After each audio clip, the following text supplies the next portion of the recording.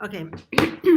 So what I want to talk about today is, it seems that we are doing one archetype channel every day. It's the victim warrior, but a few other things around that also.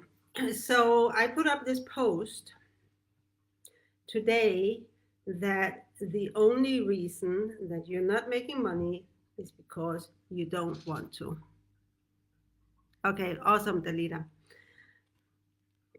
The only reason you don't make money is because, hi Hulda, is because you don't want to.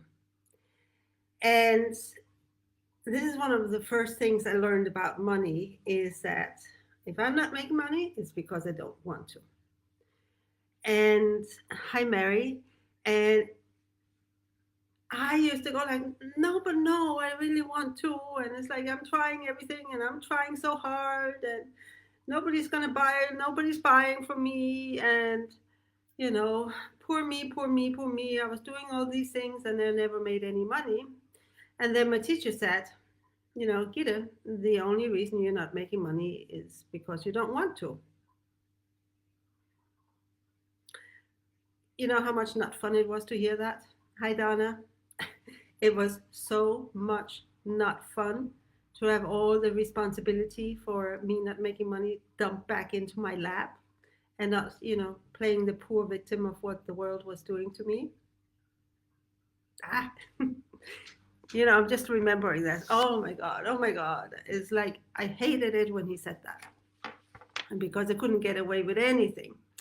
So, what is going on here? Of course, it's like shadows that makes you want to not make money, right? So, consciously, you want to make money, but then all the shadows are getting in the way of you making any money.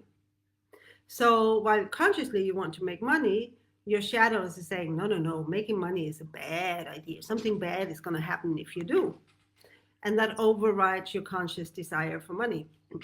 It kind of, because shadow is all about survival. Oh, it's a bad idea. Something bad could happen if I make a lot of money.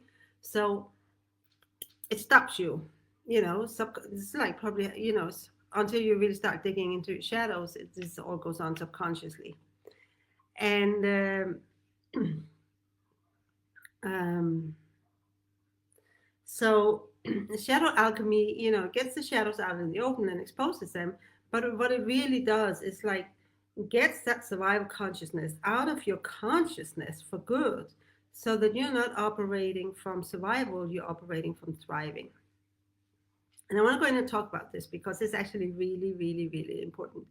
Our natural state of being is thriving, it's not surviving. And how do you know that? You know that because struggle doesn't energize you, it exhausts you. Hi, Manja. Struggle of any kind is not energizing, it's not something you find euphoric, it's not something that gives you a lot of happiness. Exactly the opposite. It exhausts you, it's depressing, it's frustrating. Struggle and lack of any kind doesn't make you happy. Lack of money, not having your desires fulfilled, seeing that over and over your best efforts to still not give you the life you want is anything but joy inducing. I mean, it's the opposite, right? It's depressing, it's frustrating, it's annoying, it is unsatisfactory. It's like, yeah. Whereas when you're thriving, meaning, you flipped into a period where money was less active, not active at all, and suddenly your whole life is just moving perfectly. It's like smooth. There's no hard edges. There are no problems. Like no big fuss anywhere, and whatever comes up, any conflicts, they just kind of like sort of easily, sorted. And about money, it's like times when money just comes in. I was like, that is totally something that makes you happy, and totally something that makes you full of joy and euphoria and energizes you. I mean, it's the best thing in the world to see a lot of money coming your way. I'm gonna say that again. It's the best feeling in the world to have a lot of money coming your way. And it's the best feeling in the world because we are born to, to have like thriving and abundance that energizes you. And joy or euphoria is a very high energy state of being, whereas frustration and struggle and worry and fear all low vibration, right? So there's low energy and high energy. So of course we function best in the high energy. It's like when everything is wonderful. So the reason I'm telling you this is because coming back around, the only reason you, yeah, once you have experience, it's the best. You just want to have more of it. So, you know, making a lot of money is our natural state of being, evidenced by this is a fact that makes us blissful and happy and euphoric and super energized. So, the only reason you don't do what comes natural to you is because you don't want to, right? It's that's the screwed up part in your brain. And so so every time when you're in business and you're not selling and there's no money coming in, you just stop and ask yourself, why am I not making money right now? And then you dig into the shadows. What is there? Why are you not making money right now? What is the shadows telling you is a bad idea? So I wanted to tell you a story also. I was kind of, I can't really, remember what came up, how it came up, but she came up with this realization that, oh my God, I'm living my plan B life and not my plan A. So it's like all these things you really wanted. She wanted this, she wanted this, she wanted this, she wanted this, she wanted this. And all the time, her shadows had told her to settle for less. And sometimes, before she even tried getting what she really wanted, shadows had told her, well, let's settle for plan B. So it's like this was a pattern, like all across the board in her life. It was always like less than what she really wanted. And that got me to think about this, are you living your greatest story? It was it was a question Lorna asked at one point, and it just really like boom hit me so hard. Like just that question: Are you living your greatest story? And yeah, not as big as it can. It's not as great as it can be, but yeah, I'm definitely doing everything I can to live my greatest story. I can feel there's more. I can live a greater story than I am right now. I'm working really hard on, expanding my field so that I can do more and hold more people and hold more money in it. Uh, but it's kind of the same thing as living a plan B life, isn't it? And then the question is, do you even want to live your greatest story? Because maybe you don't. Maybe you're happy to living, you know, a small story, a boring story, a dull story, a story that's like a footnote in the back. Um, you know, or it's like the part in a magazine or newspaper that nobody reads because it's just like kind of there because it has to be there, but it's very uninteresting. This is not the kind of story you want to read or that anybody wants to read, and it's not the story that you want to live. Awesome. So my next question for you is, in what ways are you not yet living your greatest story? And for me, and you can put it in the comments if you know the answer, or you can just take it and sit with it, because it's like, for me, it is an awareness of uh, there is something inside of me that's untapped potential inside of me, that I know there's more in me that I can bring out, and I see glimpses of it. So for example, in my core group this morning, like my study group, um, I asked people, what do you really, really, really, really want for your business? What do you really, really, really, really want for your business? And they all shared their vision, and my vision was that I saw myself on stage. you know there's an audience of thousands of people, an audience of thousands of people, and I was telling these people of shadow alchemy, you know this is what I have inside of me to do. And when I get to that place, that's what my greatest story is going to be like. When I get to this place where I expand so much, meaning I alchemize so many shadows and up level. So, in what ways are you not yet living your greatest story? And rather than just saying like shadows, because duh, obviously it's shadows, look at look at the particulars of your life. Look at the particulars.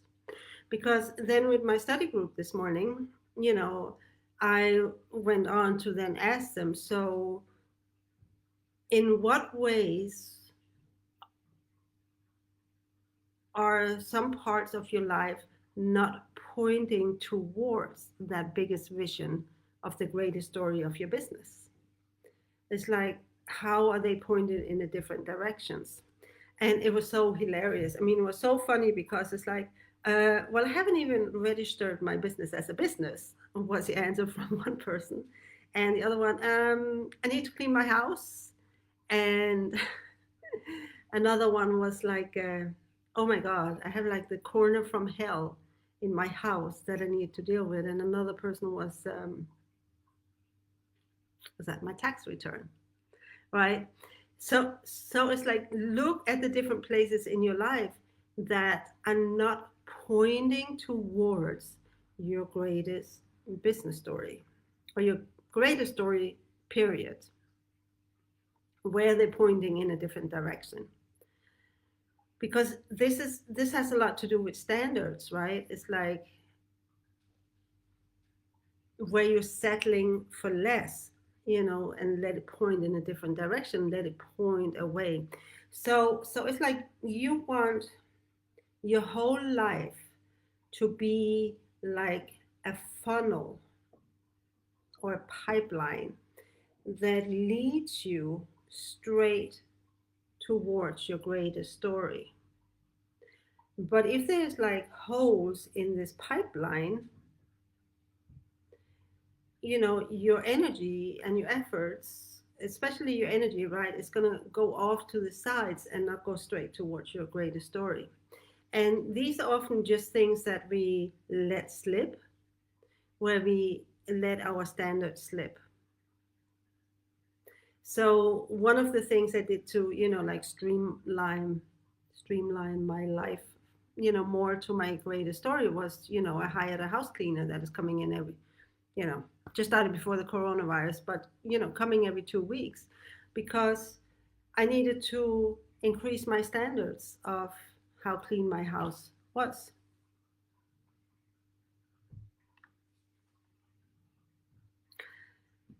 Okay, so we got that. The leader says, I'm changing my life in 90% because I've discovered I wasn't living according to my value, standards, and desires. And I'm already doing the changes, and I feel like I'm taking a step into a new timeline. Yes, it's awesome. Timeline, pipeline. It's like I. Here's a very, very strange thing that I'm going to tell you about, which I haven't actually only shared with very, very few people before. So, sometime back 25 years ago, thereabouts, I went to a power spot in the US that is called Cape Hatteras. It's in North Carolina. And while I was there, I got this strange feeling like there was like a tube or a cord of energy, like about this thick, extending out from just below my belly button and kind of extending out into the future. It was not extending out into space, it was extended out into the future. And it was kind of like, you know, going up a little bit. So it was coming this way and going up. And it was a very physical feeling, when I first became aware of it. It was like kind of like this energy thing, like dangling around in my future. Sometimes it was almost like I could feel it move. It was like really, really weird. I was like, what is this? And I asked my teacher, and he said, well, this is how you create your future. This is the energy you send into the future and create it. And then I thought, whatever. I said it was pretty cool. I could feel it. And then amazingly enough, like something like 10 years, 15 years later, I met somebody else who knew about that, you know, pipe or tube of energy extending out into the future. And he called it the weaver because it weaves the future. And if you're weaving a negative future, it goes down. If you're weaving a positive future, it goes up. And what I have noticed is that the more I alchemize the shadows and the more I step into my greatest story, like recently, my weaver is not just bending upward, it's coming out and going like straight up, right? So it goes out into the future and goes straight up. And the upwards is, towards something better, your greatest story. Um, and that was just triggered by your comment that you're stepping into a new timeline, because the weaver is really the thing that goes out and creates your new timeline energetically. Okay, so another thing was spurred by a comment in this thing I put up, money is, and then a blank to fill in. Maybe it was that one or another one. But this person talked about how every time she got some money, she would have a disaster happen, like she would need car repairs or new dishwasher or whatever. So all the money she had, instead of having them as fun money or me money, they would go into, dealing with a crisis or a catastrophe. And I wanted to talk about this because it actually has to do with the Victim Warrior channel a lot. And it used to happen to me all the time. So the problem is not necessarily that we make money to survive on, some of us kind of keep ourselves hanging in there, making just enough money, but the money overflow is missing. The money overflow is missing. And you can call it money overflow. I am used to calling it me money because that's money for me. That's money for me. This money I can use for my fun, for having adventures, for having experiences, for, buying things that I really enjoy buying or having, or just having, it's like I'm much more into experiences than things. But this is what me money or money overflow is for. And that's the money that are the hardest money to make. And I actually did a live stream on it. It's probably in my Facebook group if you want to take a look at it. So it's like this whole thing when you get some extra money in, and before you even get a chance to enjoy it, your car breaks down or something else happens. For me, it was always that my car broke down when I got some extra money. And it was like unbelievable how much I had the power to make the car break down, because the timing was always, it was so clear that it was no coincidence, because those were the specific times when an unexpected car, breakdown happened. I was like over and over and over and over and over and over again, and there was no denying it. And you just like, every time I have extra money, my car breaks down, and then I have to spend all my money on, fixing my car. And other people, with the cars, they never broke down because they didn't need the car to break down. So that's the point I'm making here, is like, I needed my car to break down because I couldn't allow myself to have me money. I couldn't allow myself to have a money overflow. Whatever my shadows were at that time, I can't remember anymore. But it was like so consistently. Now there is another dynamic at play here. Another shadow at play is like, this is about being crisis motivated. Because when you are in shadow, um, a crisis pulls out your strength. And a crisis makes you feel alive because you have to pull up the power and the strength to deal with the crisis. Yeah, this is another version of it, Juliana. I'm thinking that I'm getting money only when I need it for survival. Yeah, that emoji is correct. Like, that's not fun. You want to get beyond that. You absolutely want to get that you want money just because you want money. Because it's fun, because it's your birthright, you're born to thrive, and the only thing is the way is shadows. Trust me on that one. It's like 30 years, money shadows, meant I could never make any money. Did my shadow alchemy, money's not a problem. So the crisis motivation, is part of the victim warrior thing that we're talking about here. So the victim is all about crisis. A crisis controls a victim's life. And, when you're in shadow, it's like you create your own crisis, like I did, right? Because when you're in shadow, it's like you sometimes feel like you're only existing. There is a sense of uh, dullness or numbness to life sometimes, where it feels like you're going through the motions of living rather than actually really living. And then when a crisis happens and you just have to pull up your power and your strengths and give it everything to sort this, there's this sense you get to feel your own power, you get to feel your own strength in a way you don't do when you're not in a crisis. And because when you're not in a crisis in shadow, you just like no power, no joy, no fun, no strength, no taking charge, no rising to the occasion. So I realized that part of the reason I was creating this crisis was exactly for this reason.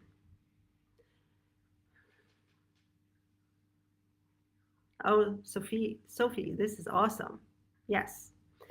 So I realized that it's like this was sort of like, my motivation for making my car break down. Besides like, feeling guilty or not being allowed to have me money, or I wasn't worth, having me money and money overflow. There was this part with the crisis motivation also. And yeah, disaster, crisis, disaster, catastrophe. Yeah. The other part of it, which I realized, is like I thrive on a challenge.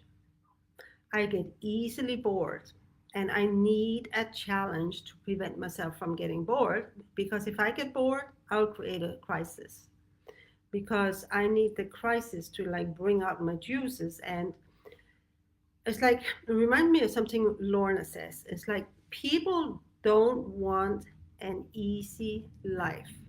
People want a challenging life.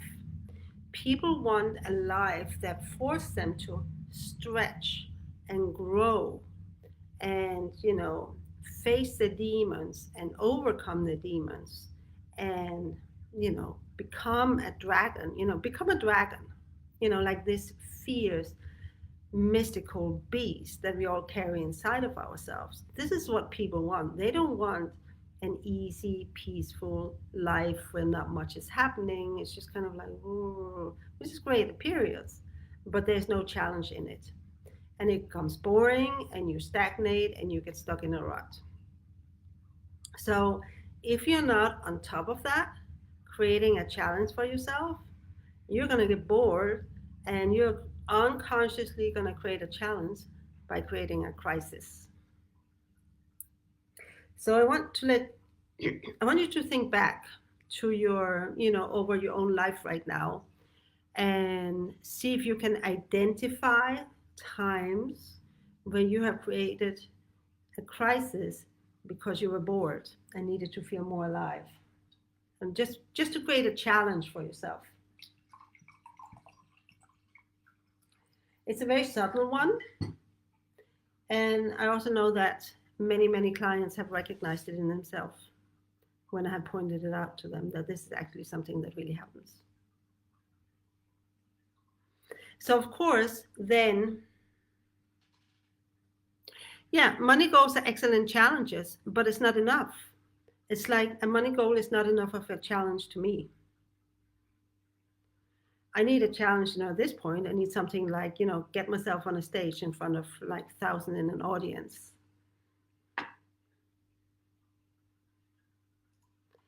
Um, that's a great challenge now. Like money goals are not enough in and of themselves. It might change, but right now this is not enough of a challenge for me. So, and they are sometimes. Like in January when I challenged myself to create a 20,000 cash month, I did. That was beautiful challenge. I had so much fun with it. Um,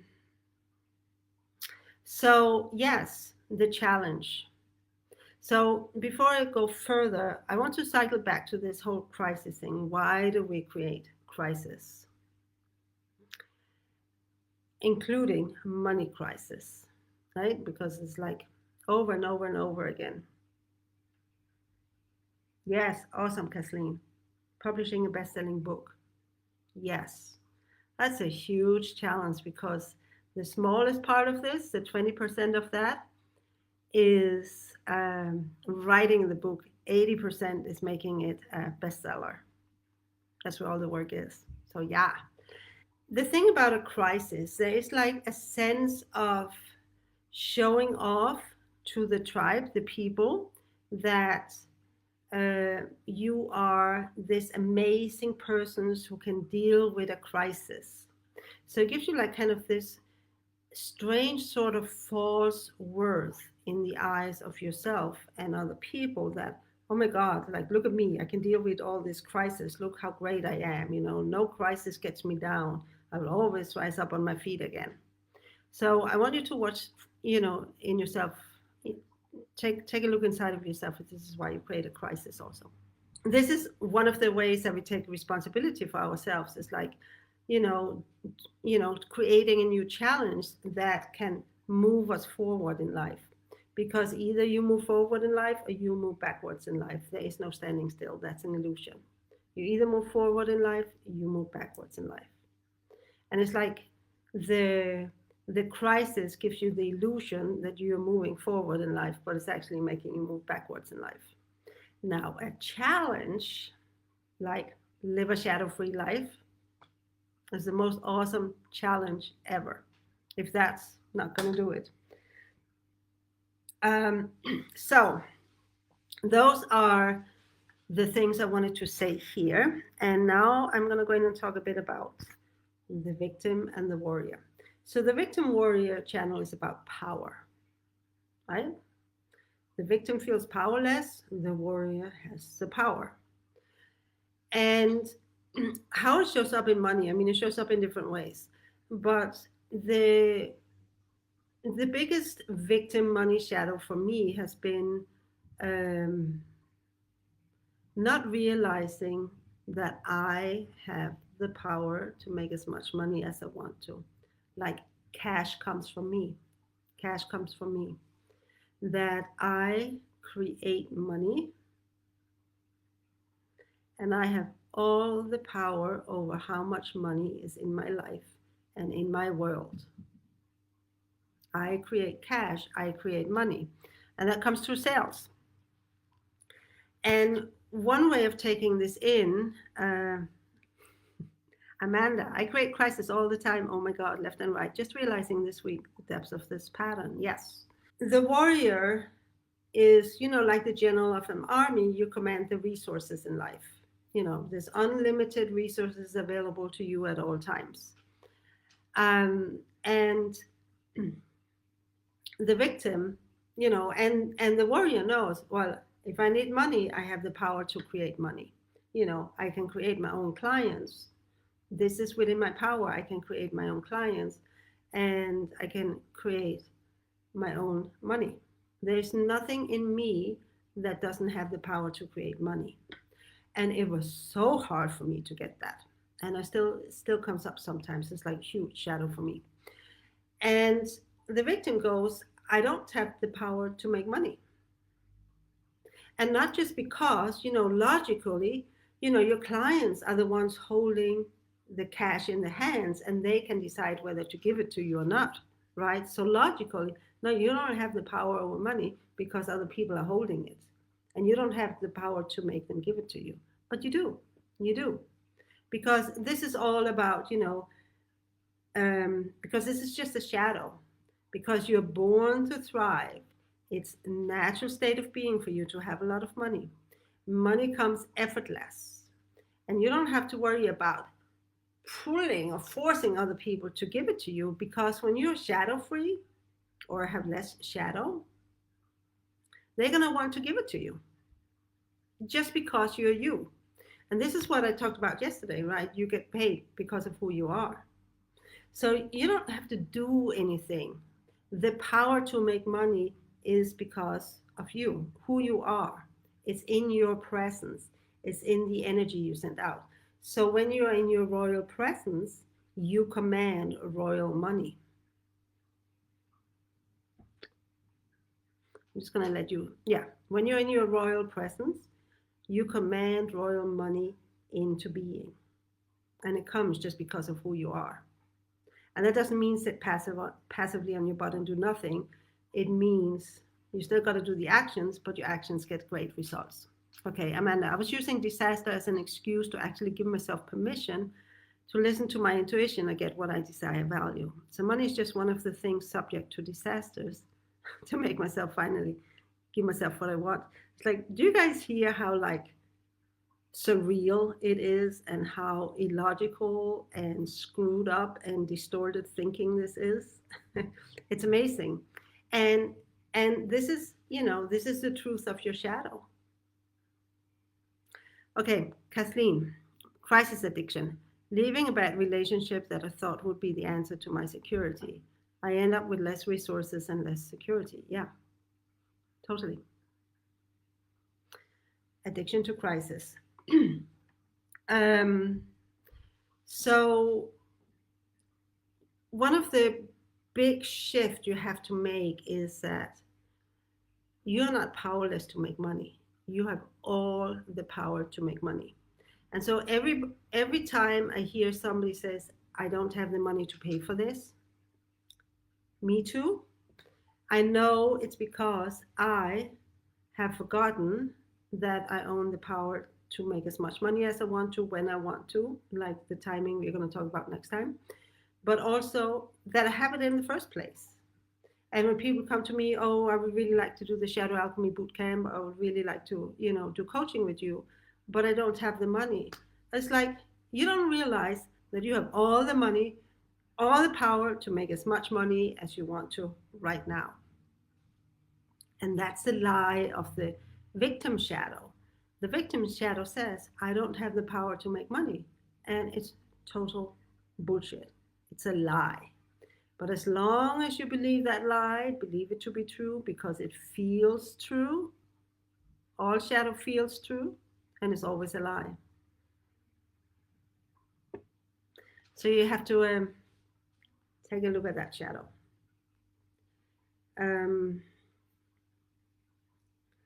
So I'm going into some of these comments here I had, and feel free to put in the questions now.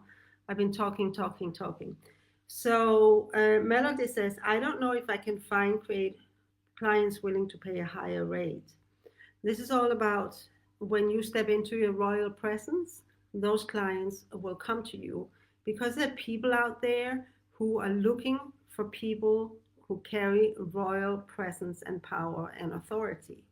And they are looking for somebody with that presence and that power and that authority of truth to help them, and not somebody who is, covered in shadow glob, because they are looking at a much higher level of coaching.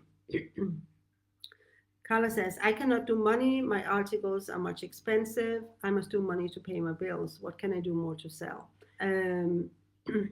I answered this. You can't do money. This is, I don't have the power to make money. Um, I have to focus on making money from my bills. Again, it's the same thing. Like money is a limit.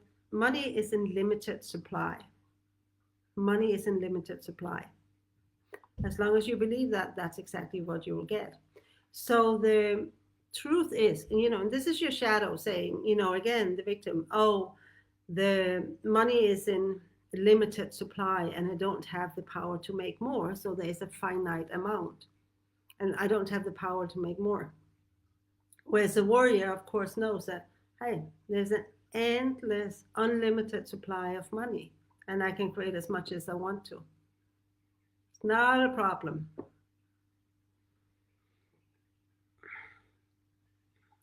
Vala asked, what if I don't have anything to sell?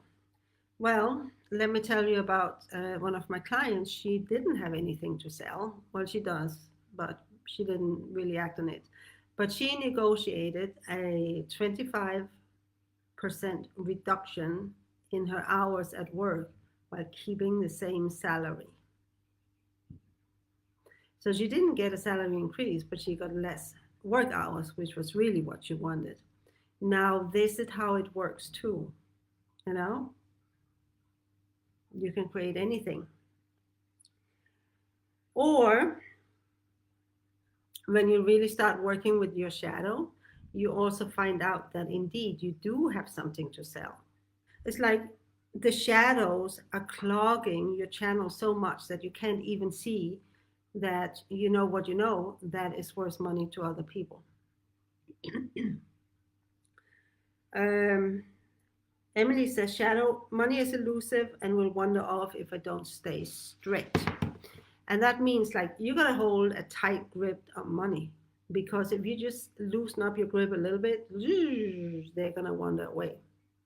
It's like I don't know if you have had this feeling like when you get money, they just kind of flow through your hands and they're gone and you have no idea where it's gone to.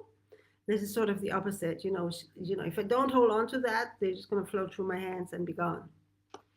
And the problem with that is, of course, I don't believe I have the power to make more.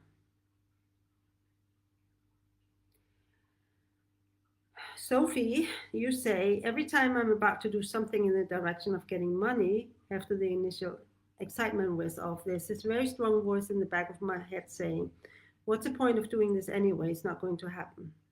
Seems to be working for everyone around, but not for us or me. And I seem to believe that voice every freaking time. Yeah. Oh, so you're catching the shadow. What's the point if it's not going to work anyway? So this is really about abandoning yourself and not settling.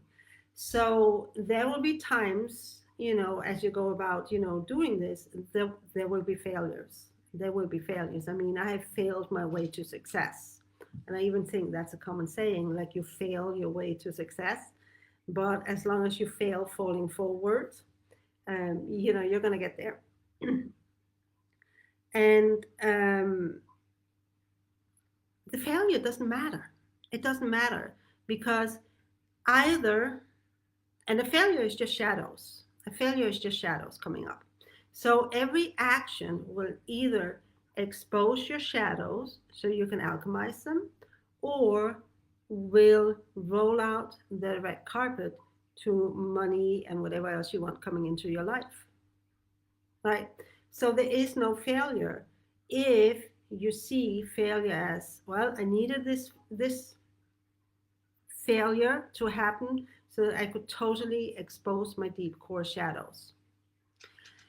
And when I signed up, it's like I signed up with Lorna and stopped making money, and I signed up, with Sonic and Navid and stopped making money. So, and those are one-on-one coaching containers. And in that sense, it was a total failure because I signed up for this super expensive coaching, like $10,000 a month, and I stopped making money.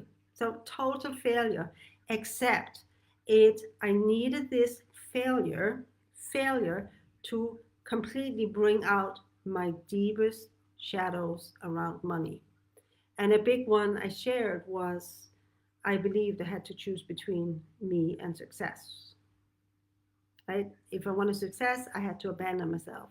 So I wanted the success, so I kind of began to abandon myself, and I said, no, I don't want this. So I stop the success because I don't actually want to abandon myself. And I talked about how I resolved this on the first video. Um, Jana says, money comes and goes. Why do I have to care about it? Yeah, can't be bothered with money management. It's boring. Money means nothing. Yeah. So it's like almost like the voice in her comments is like one of disdain towards, money, like considering money with contempt and disdain. Now, what do you think is the energy that you're sending out to people, to potential clients, when everything, when you consider like the money you give them is a cause for disdain and contempt? Just think about it. Just think about it. This is how you feel about my money. I'm not going to give them to you. Right? So this is where you have to learn is like, why do you put so much disdain and contempt around money? What's the shadows around it? Why don't you just love money? Okay.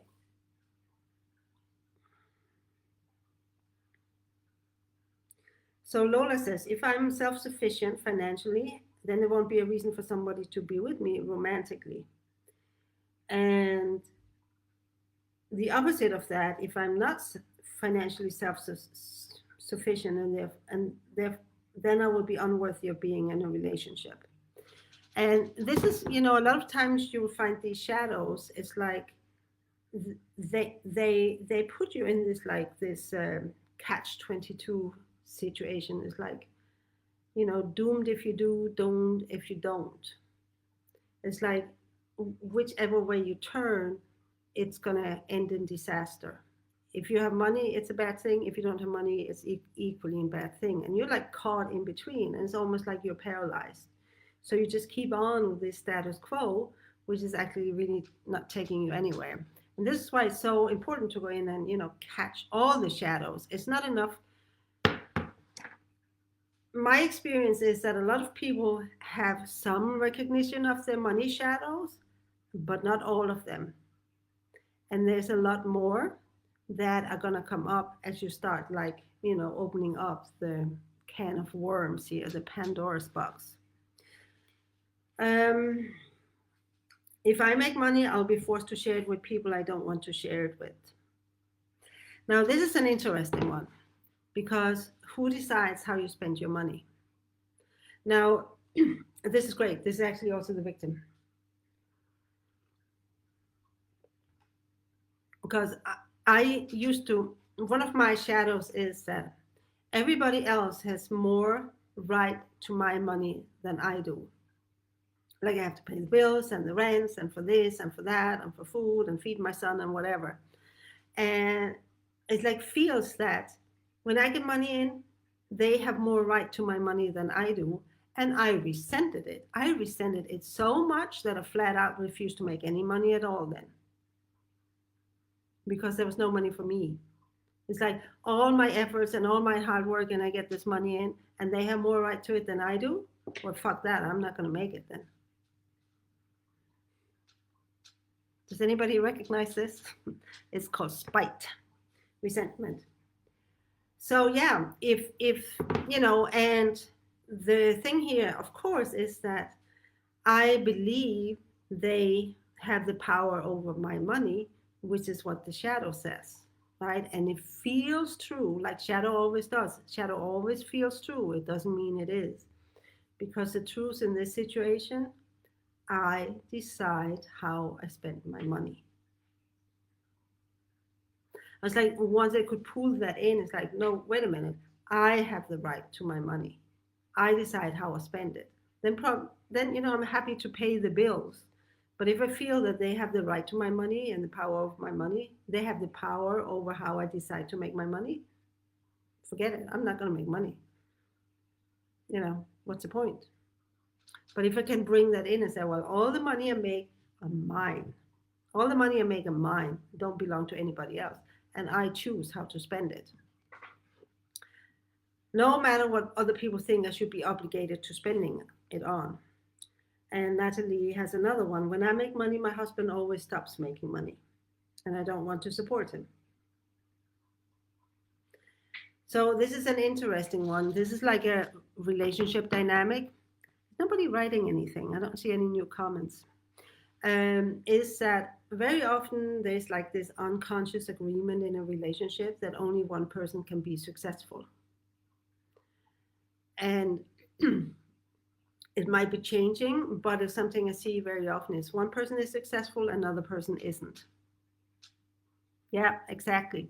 All shadow feels true and it's all a lie. It's so, so, so important to have that in mind. So yeah, so this is what Natalie is saying. When I make money, my husband always stops because only one person in a relationship can only make can because only one person in a relationship can be successful. Money is hard to make. Money is really hard to make when you don't own your power to make as much money as you want to at any given time. Kathleen, money is stressful to manage. It's easier to not have it or think about it. So, not wanting to manage the the money is like just a shadow I was confronted with. I need to tighten up how I, do my accounting. It's boring, absolutely boring to do bookkeeping and accounting. Um, I got so much can't afford shadow that I've been battling for years. Kirsty, I've done it more than you, I bet. I was at it for 28 years. I'm sure I have you beat. Um, it's about not wanting to take responsibility. So the child gets away with not taking full responsibility. The sovereign, the royal presence actually stepping into the full CEO ownership of your business and taking full responsibility for everything that needs to be done. And the whole bookkeeping thing is the warriors, like managing supplies, the general of the army, the officers of an army, if you look into that, or like a warrior who is going to go on to battle needs to check that all the supplies and equipment is in order. And this is so this is about like doing what needs to be done. And it's like you want to create, remember this time, this pipeline that is like totally streamlining you towards your greater story. Like these little things, like not wanting to do the bookkeeping, because it's boring or whatever, not wanting to take responsibility for it, it like creates holes in that pipeline, and the energy starts, trickling apart. So it's like your container or the pipeline is leaky. Leaky containers cost you sales. So you want to have like a very, very tight container with no leaks, because when there's a leak, sales trickle out through the leaks in your container.